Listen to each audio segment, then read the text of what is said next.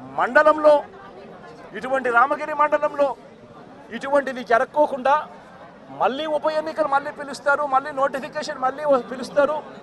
పిలిచినప్పుడు తెలుగుదేశం పార్టీకి మద్దతు లేదు కాబట్టి, వాళ్ళు ఎలాగో గెలవరు కాబట్టి దాన్ని హుందాగా వదిలేయాల్సింది పోయి ఇటువంటి ఘటనలు మళ్ళీ ఇటువంటి ఘటనలు పునరావృతం చేసే విధంగా రామగిరి మండలంలో భయం క్రియేట్ చేసేదానికోసం ఈ మండలానికి సంబంధించిన ఒక ఇంపార్టెంట్ నాయకుడిని 27వ తారీఖున అటాక్ చేశారు. ఇదే ఊర్లో 28వ తారీఖున మళ్ళీ అదే ఇంటిని అటాక్ చేశారు.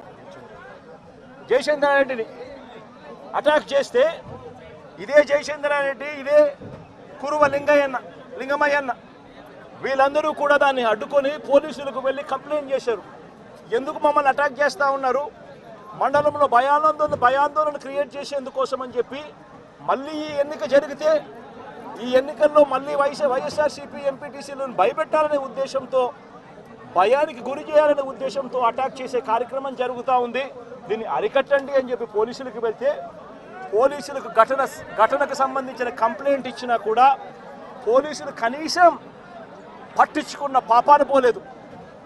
28వ తారీఖున మళ్ళీ 28వ తారీఖున మళ్ళీ ఇదే మాదిరిగా జరిగించిన తర్వాత మార్చి 30వ తారీఖున కురుబ లింగమయ్యన్న కొడుకు బైక్లో తాను పోతా ఉంటే, బైక్లో పోయేటప్పుడు వాళ్ళ ఇళ్ళ ద్వారా పోయే కార్యక్రమం జరుగుతూ ఉంటే బైకును అడ్డగించి లింగమయ్య కొడుకును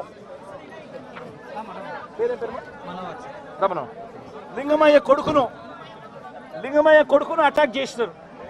అటాక్ చేస్తే లింగమయ్య కొడుకు మనోహర్ అటాక్ చేస్తే ఫోన్లో నాన్న నన్ను కొడతా ఉన్నారు, నన్ను అటాక్ చేసినారు, నన్ను కొడతా ఉన్నారు అని చెప్పి వాళ్ళ నాన్నతో తను మాట్లాడితే, నువ్వు ఫోన్ చేసి మళ్ళీ మీ నాయనకి చెప్తావా అని చెప్పి మళ్ళా వీళ్ళింటికి ఇక్కడ నుంచి 20 మంది బేస్బాల్ బ్యాట్ కూడా తీసుకొని పోయి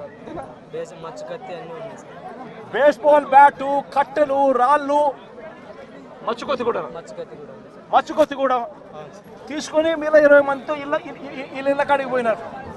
ఇంటికాడికి పోయి లింగమయ్యన్నను బేస్బాల్ కట్టెతో నెత్తి మీద కొడితే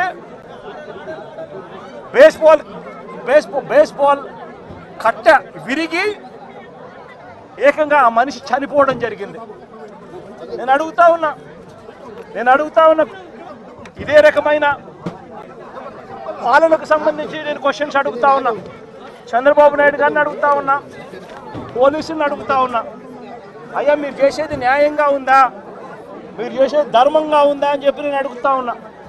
మీరు చేస్తూ ఉన్న ఈ రాంగ్ ప్రెసిడెంట్ వల్ల రాష్ట్రం ఈరోజు బీహార్ కన్నా నాశనమైన పరిస్థితుల్లో ఈరోజు తయారవుతా ఉంది రాష్ట్రం. ప్రతి చర్య మనం చేసేది డెమోక్రసీలో సిగ్గుతో తలంచుకునే కార్యక్రమానికి మీరంతా కూడా సిగ్గు లేకుండా చేస్తూ ఉన్నారు.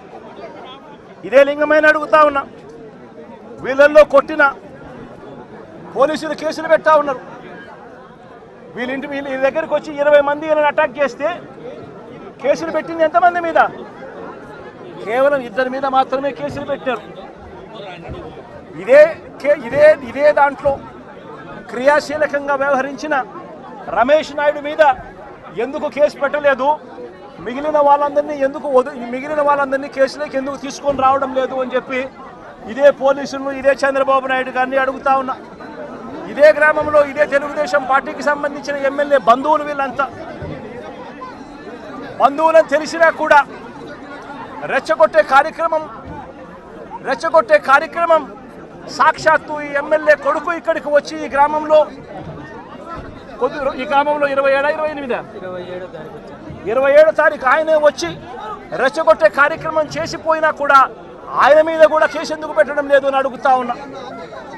వాళ్ళందరినీ కూడా తప్పించే కార్యక్రమం చేస్తూ ఉన్నారు. తూతూ మంత్రంగా 2 మీద మాత్రమే కేసు పెట్టారు. కానీ ఈ హత్యను ప్రోత్సహించిన ఎమ్మెల్యేను కానీ, ఎమ్మెల్యే కుమారుడు కానీ వారి మీద మాత్రం ఎటువంటి చర్యలు కూడా తీసుకోలేదు. కంప్లైంట్ చేసినా కూడా 27వ తారీఖున 28వ తారీఖున మా ఇళ్ళ మీద దాడి జరుగుతూ ఉంది, మాకు పోలీస్ ప్రొటెక్షన్ ఇవ్వండి అని చెప్పి కంప్లైంట్ చేసినా కూడా పోలీసులు ఎందుకు పట్టించుకోలేదు అని చెప్పి చంద్రబాబు నాయుడు గారిని అడుగుతా ఉన్నా, పోలీసులను కూడా అడుగుతా ఉన్నా. ఇదే ఎస్ఐ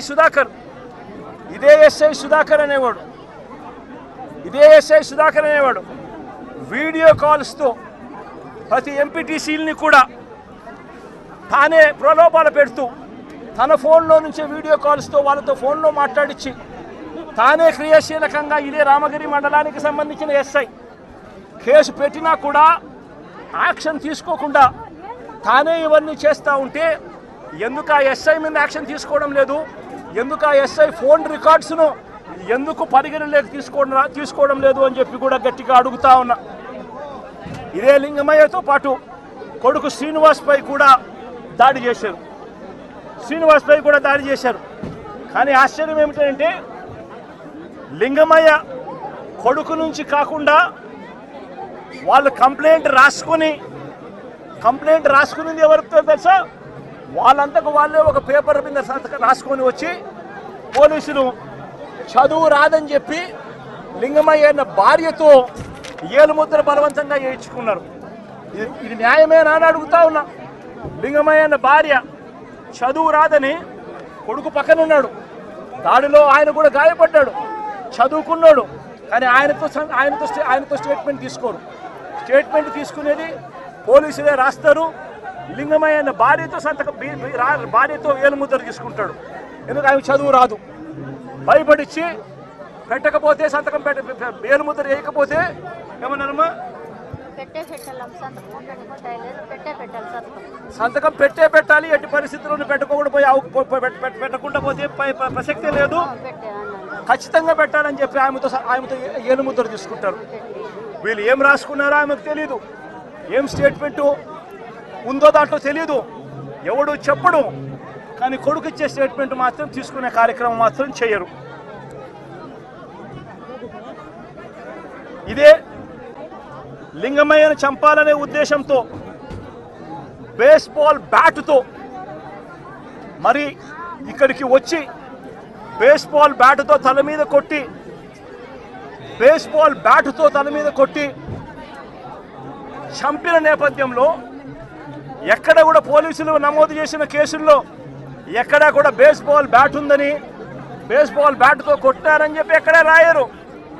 ఏంది చిన్న కర్రలతో గొడవ జరిగిందని, ఆ దొమ్మిలో ఏదో జరిగిపోయిందని వక్రీకరించే ప్రయత్నమే జరుగుతూ ఉంది. ఇక్కడ ఆశ్చర్యకరమైన విషయం ఏమిటంటే పోలీసులు విచారించిన 8 మందిలో 5 మంది మాత్రమే లింగమయ్య కుటుంబకులు. మిగిలిన 3 పోలీసులు సాక్షులుగా చేర్చిన మిగిలిన 3 తెలుగుదేశం పార్టీకి సంబంధించిన నిందితులకు సంబంధించిన సన్నిహితులను సాక్షులుగా మరో 3 పోలీసులే చేర్చడం అన్నది నిజంగా లా అండ్ ఆర్డర్ అన్నది ఏ స్థాయిలోకి దిగజారిపోయింది, పోలీసు అనే వ్యవస్థ ఏ స్థాయిలోకి దిగజారిపోయింది అని చెప్పడానికి నిజంగా ఇంతకన్నా వేరే ఉదాహరణ కూడా అవసరంలా.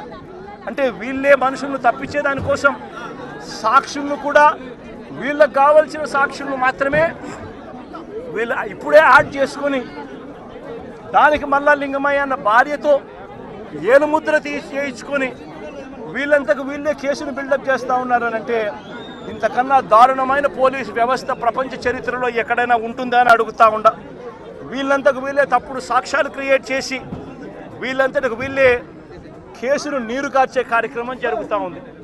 నేను ఒకటే చెప్తా ఉన్నా, ఇక్కడ రామగిరిలో జరిగిన విషయమైనా కానీ రాష్ట్ర వ్యాప్తంగా వీళ్ళు చేస్తూ ఉన్న అన్యాయాలు అయితేనేమి, తిరుపతిలో డిప్యూటీ మేయర్ ఉప ఎన్నిక జరిగితే ఏకంగా బస్సులో ఉన్న కార్పొరేటర్లను